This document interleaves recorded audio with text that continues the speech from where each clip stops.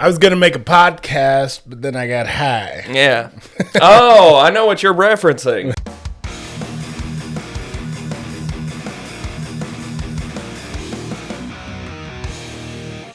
That's right. Yes. Afroman. Oh, yeah. Yeah. It was a wild one. Fun situation. I guess. For now it is. Now it is. It's probably been a nightmare for him. Yeah. Up until then. Before we get too off the rails, this is the Dad Blast from the Dad Voice Podcast. I'm Cole. I am Phil. Yeah, I saw the perfect opportunity to open that with that line. Nice. So I'm glad you slipped that in there. I guess we're gonna start with Afroman. So Dad Blast is the current events thing, but we do it with ADHD. So that's what you're experiencing here. And the first thing, we technically do everything with ADHD. That's true. Everything we do is with ADHD. So if you have ADHD, if you're a dad with ADHD, if you know someone with ADHD, or if you're just insane. If you're alive and have YouTube. If you have YouTube, this is for you. So we'll get right into it because we are actually re-recording an episode that I fucking whiffed on. It's all my fault. I have to take accountability for that. All right. Fucked it all up. If I ever whiff an episode, I'll admit defeat. You've never done it yet. So far, it hadn't been me. Yeah, it's all been me. But anyways, here we go. Afroman. Do you want to give the, because I know it, but you're always better at talking about these things. Situation. See, it is the situation of all time. He lives in Ohio. All right. Starting off weird. Rough start. Yeah, he lives in Ohio. The cops... North Florida, if you will. Yeah. The cops, I don't remember if they had a warrant or not, but they searched his house, I guess based on a hunch of drug charges or something, and there was one cop. He has security cameras all through his house, and he filmed them. You know, as is your right as an American still at the moment, I guess. Maybe.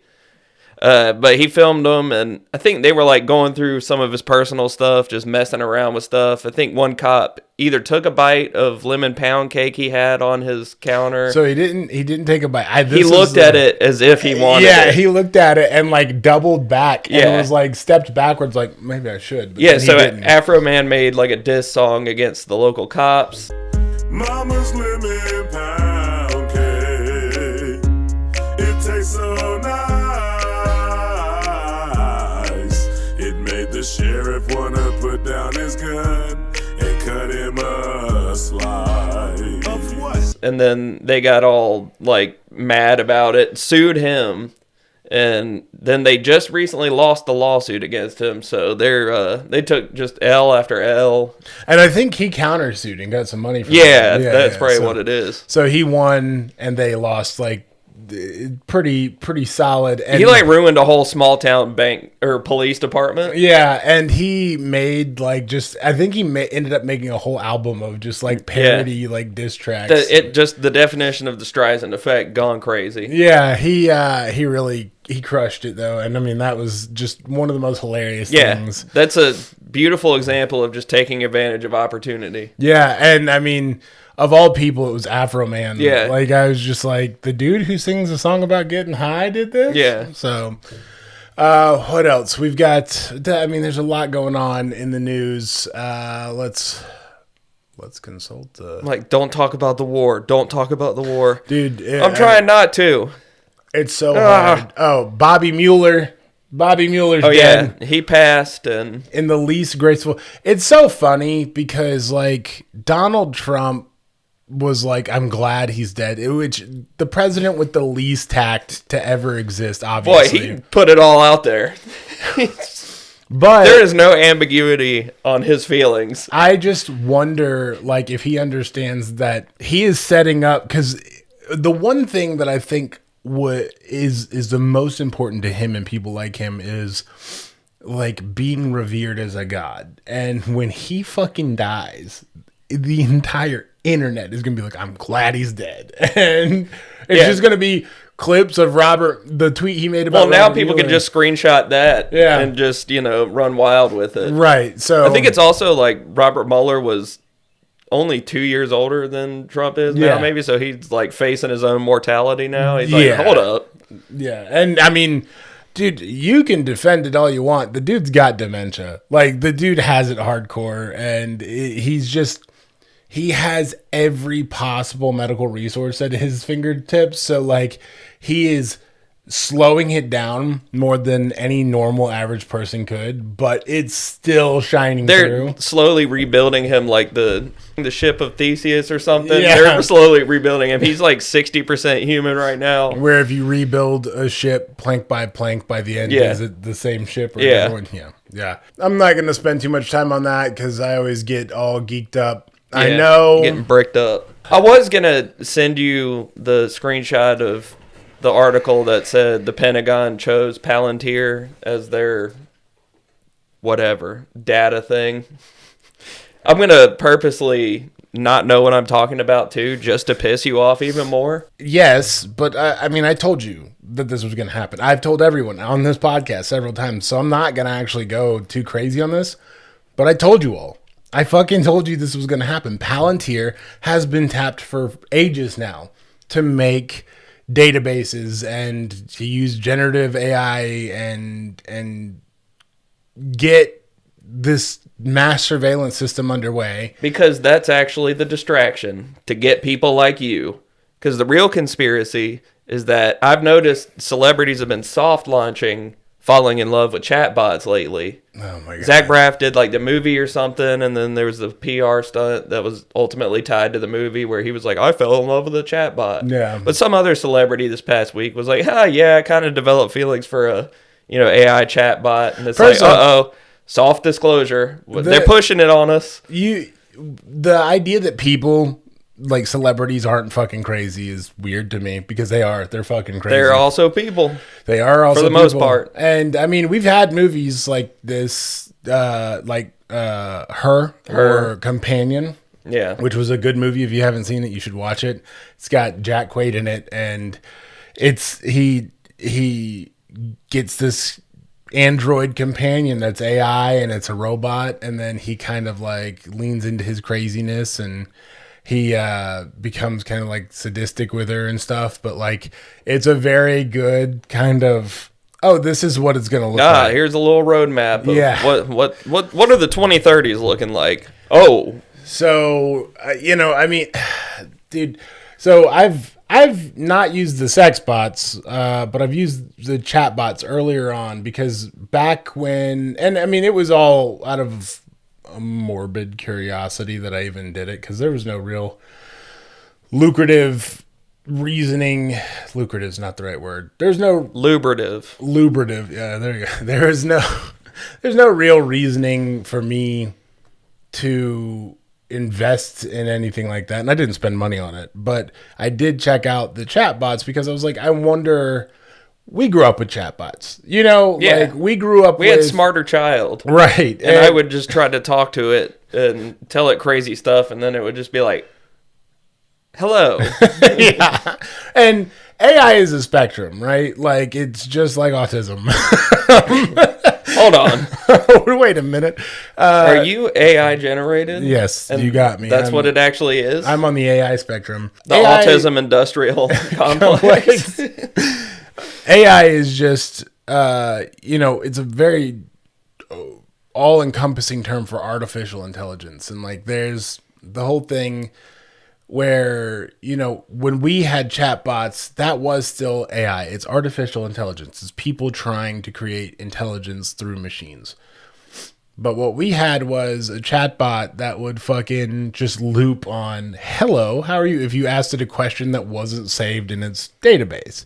And now AI through like machine learning, especially, I don't know if they still use Python, the coding language for machine learning, but Python was a big break for them because Python's a very simplified language. A lot of people had an easier time understanding it, and Python was used extensively for machine learning. So AI has grown pretty rapidly. That and a million other factors, but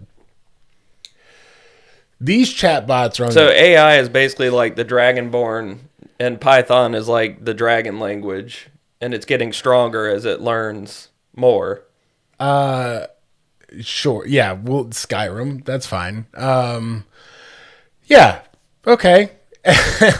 And so on the spectrum, we started with the chat bots, which is where the Dragonborn only knew like one shout. Yeah, you'd say like, "How are you?" And the chat bot would be like, "Fosro da" or whatever. Line? Yeah. Hello, what are we doing here? He just asked, "How am I doing? What is I? What is I? Help!"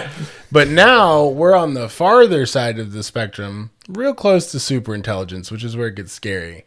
And so, out of, again, morbid curiosity, I've picked up a few of these like companion chatbots. This is before all of them now are porn. It's all just porn. But before, It's human nature. Before they were porn, you could like get, and like I remember one that I did was like a simulated group chat with your friends. And it was like a Discord style thing. And you could give it a prompt. You could say... The fantasy is just that the friends all laugh at your jokes and stuff and compliment you and validate you. There's a lot of that. But it's... You know, you give it a prompt, you say, hey, me and my friends need to figure out how to solve the hunger crisis or whatever. It's never that noble. It's like, me and my friends... Hungry for pussy. Need to figure out how to fucking get bitches, okay? Yeah. And me and the boys want to get laid with the least effort possible. Help. Right. And so the chat then becomes you talking with your friends or whatever. And it learns you now, and it's very dialed in. It's very good at it. And it's scary because... You think about the more isolated members of society, and you think about how these tools will impact them the most. You, me, we have wives, we have friends. We have people that we can connect with. There are people, and it's unfortunate, that are out there in this world that just don't have that ability to connect with people. Where's the motivation? So if I can have AI do my work while another one is just straight sucking me from the back,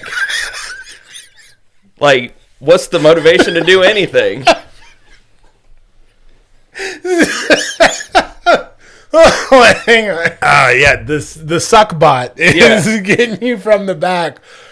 No, I mean, that's kind of the problem, is you are like, now we're going to see groups of people that will eventually fight for AI rights because they're going to want to start relationships with these things, but they're only... Hang on. They're going to give AI rights before the rest of people? Yeah. Israel's going to be like, all right, we gave our AI rights, but you Americans can't have it. We use your taxpayer dollars to do it. Yeah. Just like the health. Their AI has universal health care. Yeah. I'm like, what the fuck? It doesn't even need it. Turn it off and back on.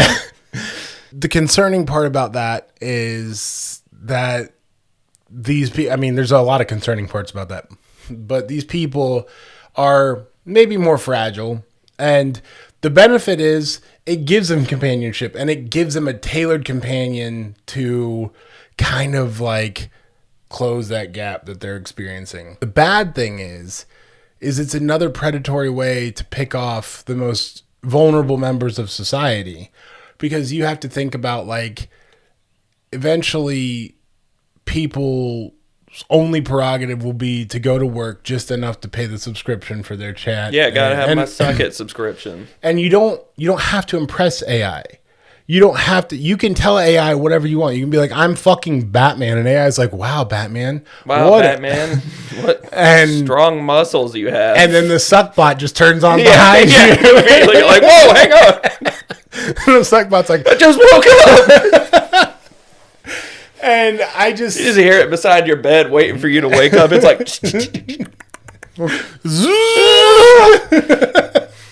And for some people, that's going to be good, because it will definitely help some people that struggle with, more depraved thoughts and processes in their head that are mentally unwell. That might be a way to kind of... Serial killers might drop to zero. Prevent them from coming into society with that shit and ruining everybody else's life. And that's whatever. AI is still incredibly dangerous. And the way that they're using it to placate people is more concerning than anything, because it's creating this... We have a tool for everybody. And... as long as they're keeping you satisfied, you're less worried about the surveillance state and shit. And you're more worried about getting home to your fucking... Getting it from the back or the front. Getting it from the back or the front. front. I can do both. getting it home hope to you knew AI, and AI can do all 4 holes. Yeah, I can just do every angle. That's right.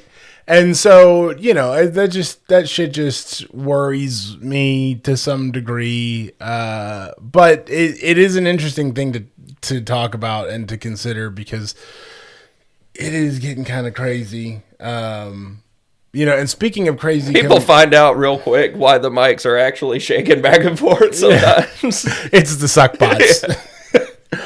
Yeah. Speaking of crazy companions, did you hear about the Bachelorette thing? Oh, yeah. That was one of those things where I tried to get ahead of it and tell my wife and be the first one to tell her, but she already knew. Yeah, apparently some of the stuff came out like ages ago, and my wife was like, yeah, I don't even know why she got a season. I was like, what the fuck, you knew? And she was like, everybody knew. They took that risk. Pause. I get in a hum. Yeah, I just touched something. There we go. It was cool. That chord. Anyways, so I don't know all of her details or whatever, but the lady that just finished the Bachelorette, she... So anyways, this lady, she got caught on video, and let me say this. There's a video of her beating the shit out of her ex-husband or ex-boyfriend or whatever. She's throwing chairs, like metal chairs. Oh, wow. She hits her daughter with one of the chairs, and the kid starts crying. And people's first instinct is to say, oh, it's reactionary abuse. I don't give a fuck. As somebody who was abused for my whole life, I do not give a fuck. First off, I am bigger than the person that beat the shit out of me for most of my life, and I never put hands on her. So, fact of the matter is, if you are wise enough to know that you need to fight back, if you're being hurt and you need to fight back to get out of it, always 100% endorse that. But when you're throwing chairs and you hit a fucking kid, I don't give a fuck what you're abusing someone about. If he is abusing her, I don't know the full situation with him, but if he's abusing her, then he is equally default for the collateral damage. Right, but I don't give a shit. There it is again. Okay. I don't give a shit because you hit a kid, and that's really, ultimately, at the end of the day, that's the fucking problem I have, is you hit a fucking child, and you brought your child into this mess. So, if he did it, fuck him too, but we're not going to make excuses for her being a fucking animal because, oh, he did it too. Then both of you need to separate, and both of you need to go to fucking therapy. Like, that's just how it is. They can probably afford it. Yeah, of course they can. She's on the fucking Bachelorette. Anyways, she got through her whole season, and then, like, she'd picked the guy and everything, and then they just pulled it. The winner was like, she did what? Yeah, well, and the winner was like, there's more to the story, whatever. And she's, like, on social media flaunting, like, you guys don't know the whole story. It's like, I don't care. If you got a video of him, post that shit too, but then both of you go to the police and fucking handle it. Like, go to therapy. Go to fucking therapy. Holy fuck. Like, you having money doesn't exclude you from the same needs that everybody else has. Get your shit together. Stop bringing your kid in the middle of this garbage life that you've built. Get the fuck off The Bachelor and worry about your goddamn mental problems. Get yourself fixed. Call the cops. Tell him he was beating your ass. Put him in jail. I don't give a fuck. And tell the winner what to do because he's just kind of standing now there. He thinks he's going to get married. Yeah, he's not. He's really confused. He's still on the set waiting. The TV is over. Wondering where everybody went. Right. He's been waiting at the altar for 3 weeks now. Anyways, also, last thing, speaking of explosive fights, Invincible. Oh, I thought you were going to talk about Iran. Oh, no. That was too easy. We're trying to avoid the award talk. Oh, that's right. But, yeah, so Invincible Season 4 is out now. It's really good. A lot of people have been critical of the animation, and I'll say this, and it'll be very quick, but they have done a very good thing with the animation, because if we waited for them to, like, maximize animation and make it look like fucking perfect, we wouldn't see a season for 5 years. Like, it would take super long. Now, then they would use AI to cut corners, and people would be mad that they used AI. You can't win. So what they've done is they've kind of pulled back on the less important scenes, and they put all of their animosity into the more epic scenes, like the fight scenes. So I personally don't have any problem with the animation. I think it's fine. I think it looks good. The story for Invincible is fucking awesome. So it's one of those things where it's like, it's fictional. Yeah. Like, don't get mad about the who scenery. gives a shit, dude? If you don't like the way the show looks, just go read the fucking book. Like, I don't know what to tell you. Viltrumites aren't real. Yeah, I wish they were though. So even no matter what, if they did fly a certain way and it looked a certain way mid-flight, that's how Viltrumites flew. It's okay. That's just what it is. They can do whatever they want. Right. Anyways, that's all I had. Did you have anything else you wanted to hit on for the Dad Bless? So. Yeah. All right. Well, we will see you guys on the next episode. Goodbye. Goodbye.